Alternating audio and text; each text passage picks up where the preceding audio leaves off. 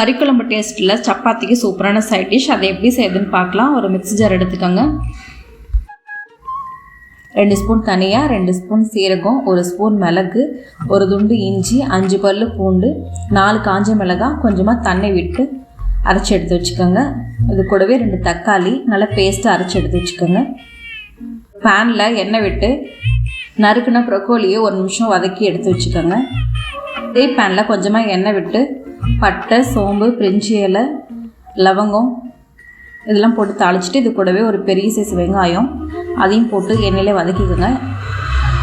இது கூடவே அரைச்சி வச்சுருக்க மசாலாவை எண்ணெயில் சேர்த்து 1 நிமிஷம் நல்லா வதக்கி விடுங்க. கூடவே தக்காளி பேஸ்ட்டும் இதிலே போட்டு நல்லா வதக்கி விடுங்க.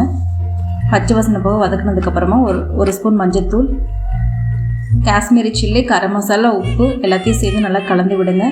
கொஞ்சமாக தண்ணி விட்டு மூடி போட்டு வச்சுருங்க. 10 நிமிஷத்தில் நல்லா எண்ணெய் பிரிஞ்சு வந்துடும்.